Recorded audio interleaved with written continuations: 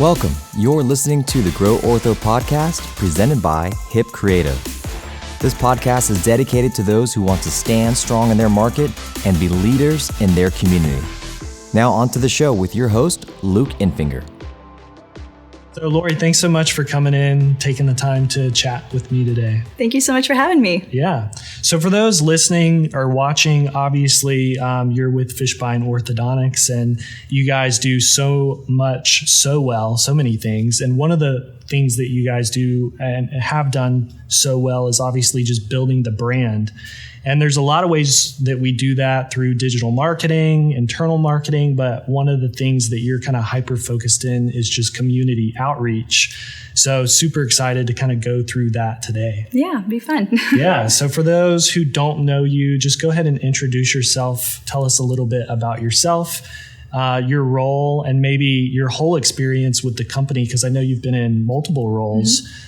But just your experience in your role with Fishbein Orthodontics. Sure. Yeah. So I am the community outreach coordinator. I've been with Fishbein Orthodontics for 5 years now.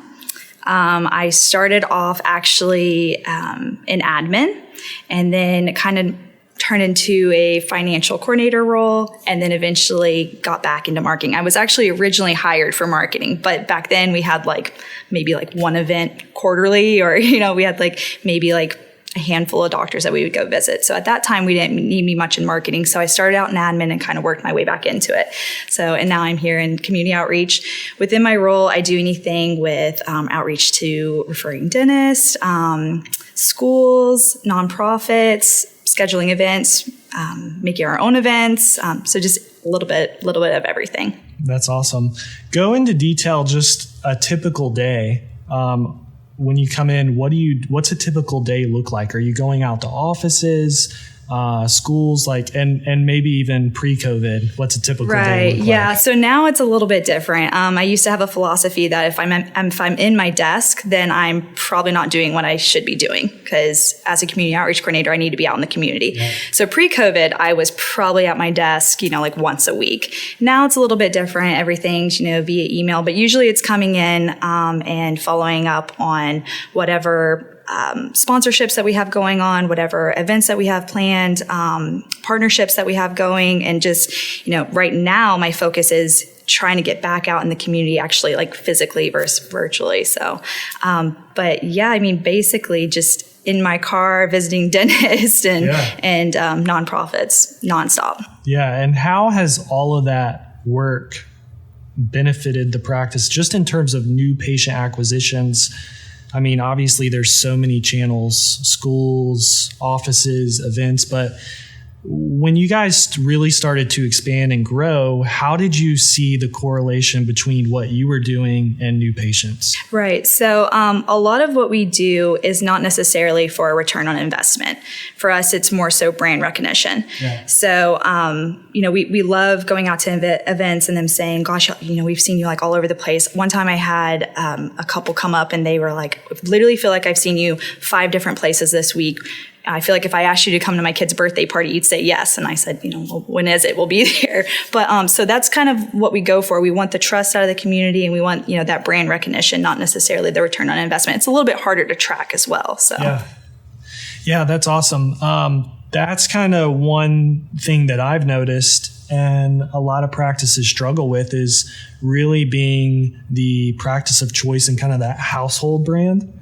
So let's just say, I'm not going to need braces or Invisalign for my daughter for 10 years, but I know the Fishbein name and I know that when I am going to need those things, it's really synonymous with that service with orthodontics. So it's cool that you guys have that philosophy. And I think that that's one thing that has really helped you guys dominate is really maybe today not being so worried about new patients, but you just want to be a part of the community. You want to be out there and the brand to be out there. And then obviously the indirect result is you guys have really grown tremendously from that. So awesome. Thank you. So if a practice hasn't really dabbled with community outreach at all, or if they have a limited budget, where are some of the key places to start? So probably with a limited budget, I mean, you can get into schools with a limited budget. there is a lot of red tape when it comes to schools. So sometimes you have to find a way to like get your foot in the door. And, there's a lot of schools in the counties that we're in. We cover 3 different counties. So sometimes you have to spend a little bit more with that. But I would recommend probably the best way to start with community outreach for a lower investment would be offering almost like a community discount. We offer neighborhood discounts. We offer kind of corporate discounts, and that's still a way to get out in the community. We've done one with Navy Federal. We've done one with Eglin Federal Credit Union, just basically reaching out to their HR department saying, hey, we want to offer $500 off to all of your employees. Can you send this to all of them? They've got everybody's emails. They're just going to basically blast them. And then we also have the Hero program, which is another way to be like, hey, we want to support our community. And it's not just police officers and EMTs and doctors, things like that. It's teachers. It's PTA board members, it's, nurses. So that's one way to get into it and not have to use up a large chunk of your marketing budget. Yeah. So let's just talk specifically about schools. Let's say someone wants to target a middle school because they know it's near the practice. There's a great market there. How would they start that communication, and what's that whole process look like? Maybe from a 30,000 foot view, but kind of just the broad strokes of that. Right. Yeah. So there's different ways that you can get into schools, whether it be, the Public School Foundation, PTA, or just simply, knocking on the door and saying, hey, we want to be a partner in education with you. The way that I go about that is I usually bring information to them at the end of the school year, every school year, to all of the schools that we want to be partners in education with in every county. From there, I go in and it has an invitation to be a partner in education with us. It has a list of ways we can help, because honestly, a lot of times you say, hey, I want to help. They don't know what that entails. So I, will put student of the month bags, student of the month gift cards, teacher appreciation lunches, whatever it might be. And then we also put a flyer in there for our Hero program, which, like I said, is our $500 off for a Hero discount. From there, I usually just, let them know. I'll reach back out the closer we get to school.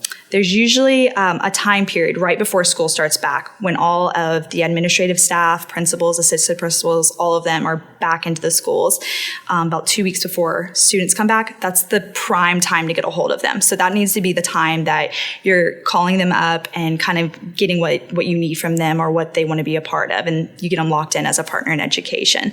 And you just kind of get an idea of what they need for the year and just make sure you have a spreadsheet organizing it and keeping track of everything. And usually it just runs smoothly from there forward. You just know what you have to provide them every month, and whether it be student of the month bags, that way you're getting in front of teachers and parents, or whether it be the big back to school breakfast. Another great thing that we like to put in our folders at the drop off is a call to action.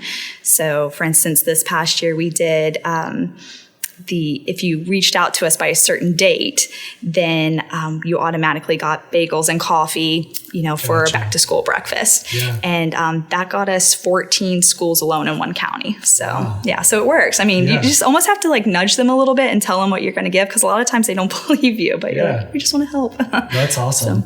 And what about with dentists or just referring offices? I know this has been a huge struggle where obviously traditionally years ago, orthodontists would rely solely on referrals, and that's changed a lot. There's a lot of politics. It's kind of constantly changing, and most of the orthodontists we work with, they don't really rely on that anymore just because they can't.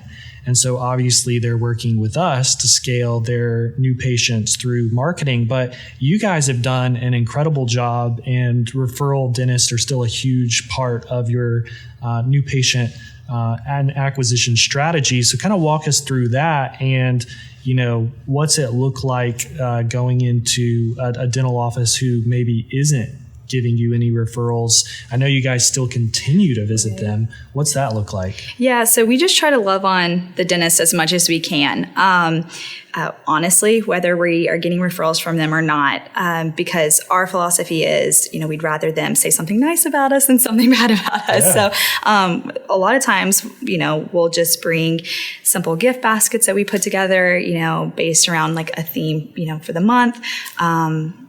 we like to do stuff that we personally would like. Like we don't want to just give like a box of candy. Like we want to give something that we would be super excited and that would really grab our attention. And we do it not only for the doctors, but also for the staff. Doctors, we usually do a more extravagant Christmas gift for them. But for the staff, those are the ones who are right there chairside with your patient the entire time. And then, the patient who's the person they see last when they walk out, the administrative person at the front desk. And so that needs to be the people that you're taking care of too. So just something kind of eye-catching and something that, that they would really enjoy. And every time we go in, we make sure to put a logo on everything that we have. Anything that we give to them, we know is going to end up in the back of the office. We want it, from the time it gets to the front desk, the time it gets to the back of the office, we want to make sure that they know who brought that by. And just as simple as, if an office asks for referral pads, don't just drop off referral pads. We like to bring in, some sort of treat to make their day.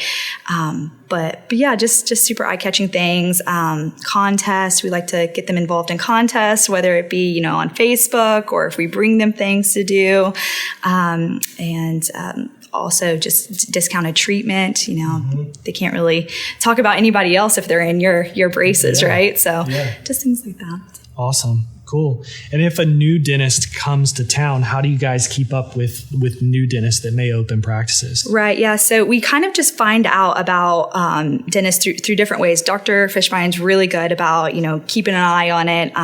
He has a lot of friends in the community that know whenever new people come in town.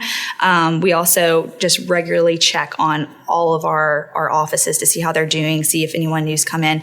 If we find out someone has, we like to kind of get a backstory on them, figure out where they went to school, if they have kids, what kind of hobbies they have. And we'll put together a really cool welcome basket with tons of little goodies in there, even for their kids or their wives or husbands or whatever it might be. In the basket, and make sure it's all local stuff to kind of welcome them to our community. That's cool. Yeah, so it's fun. It's kind of and it's an extra way to get into the office. And do you guys ever invite dentists to come by the practice? Like, especially if you're going to open, let's say when you open in Cantonment, what's that look like? Yeah, so we try to do a grand opening party anytime we do an addition or we add on a different location. For us, we like to make it a big party that people actually want to come to, not just like a small like little hors d'oeuvres and bubbly. Like we go big. So we've done casino nights, with all catered food and drinks and a bunch of prizes. So also we do hygiene nights for any of the hygienists and the local offices. We'll bring them a really fun invite for that. And usually we kind of just wine and dine them, pick a really cool restaurant that has an awesome menu. They'll get drink tickets, they'll get door prizes, they get CE credits for listening to, a lecture. And then anytime they want to do like a lunch and learn, or maybe they don't want to do something at the office, I can always set up a really nice dinner for them to meet the doctors or any of our staff, around town as well. So you guys are involved in a ton of charities, nonprofits. What's that look like as well? Kind of walk us through just kind of how you've expanded to give back to the community. Yeah. So probably about 4 years ago, Dr. Ben really started wanting to give back to the community. We started with the Pensacola Humane Society, and it just grew from there. What I try to do is every orthodontist that we bring into our practice, I kind of like to get an idea from them of what missions that they would like to support, or things that they're super passionate about. For instance, Dr. Joey Fishbein decided that he wanted to do something music related because he has a music background. So that's kind of why we decided to go the route towards music department, trying to help them fund, schools for instruments, things like that. So I try to get like a list of missions that they'd like to support, but also just anything that I see around town. I meet a lot of people at events. A lot of times people will just come straight to us and ask us for support. We get emails every day for sponsorships. So that's how those doors kind of start opening. How has COVID affected all of this? Obviously, you guys shut down for a while. Almost, I guess, every single office did. But just getting back up and running, what are some of the ways you've still been able to stay top of mind, and what are some of the things you're doing to kind of ramp back up? Yeah. So funny, because during the COVID shut down, we still knew that we needed to be relevant and we needed to be out there in our community. So even though we couldn't, physically be around people, we decided to do like Facebook contests, like every week a different category. One week was restaurants, one week was spa and, healthcare, just things like that. And we had contests for gift certificates towards these places because we still wanted to support those local businesses. We still wanted to be very relevant in the community, and we wanted them to know that we have your back. We want to support you through this time. So even during COVID, we still tried our hardest to be, as present as we possibly could be. With coming back right now, basically, it's just trying to get away from the virtual stuff. We understand that, our nonprofits have to do what they have to do to raise funds. But right now we're trying to slowly get back into the physical events. Same with dental visits. That's a little different. Not everybody wants you to come by with coffees for them. So I'm just right now basically reaching out to say, hey, like you might want to do a lunch and learn to catch up, but can we at least provide you, lunch one day and schedule a call with a dentist? It's just however we can possibly still stay relevant to them. In terms of partners or even events, there's so many events that go on in the community typically. So, historically, how have you guys kept up with all of the events? That's kind of part one. And then part two is, how do you identify new partners as well to approach with partnerships that you're doing? Like Navy, Federal, obviously that's kind of a easy one because they're so big. But some of the ones that may not have that type of name, how do you identify partners as well as keep up with all the events? As for the events, we like events that we can do annually. Even events that we've made ourselves. We know there are, probably 20 events that we do every year that we just automatically put on our calendar. We don't even reach out to them. We know 100% that we're doing it. So anything that we do, we like to keep in mind that we want to keep this going for the long run. As for moving forward with finding new partnerships, we kind of look at what has the biggest reach. So for instance, we did a cat country partnership. We do really organic commercials with them because we know, we live in the South, it's a big reach. Everyone listens to 98.7 around here.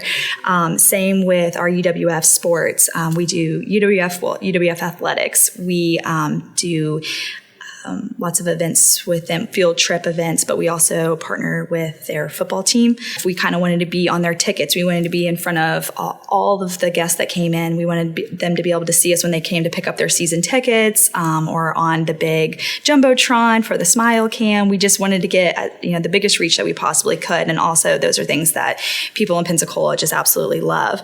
And then, we don't always just go after the big partnerships. We also like the smaller ones too. So we want to show that, we want to be involved in every avenue in Pensacola. So even for JB Washington Education and Sports, that one only has maybe 20 people that are involved in it, but they're doing huge things and they're doing big things in a part of Pensacola that might not get as much light as, say, Pensacola Wahoo or Blue Wahoos or, UWF athletics. So, anywhere we can really to get a reach, but also to make a difference. Well, if anybody listening or watching would like to contact you just to learn more, maybe they have a specific question, how can they do that? Yeah. So I can be emailed at Lori, Lori at fishortho.com. You can reach out on Instagram, or you can always book a one-on-one at our office if you want to come visit the beach and hang out a little bit more. Awesome. Well, thanks so much for taking the time to go over this. Thanks for having me. Yeah. Thanks for listening. If you'd like to learn more about improving your healthcare marketing, day-to-day operations, and standing strong in your market, send us an email at hello@hipcreativeinc.com. That's hello@hipcreativeinc.com. Or jump over to our website at hip.agency.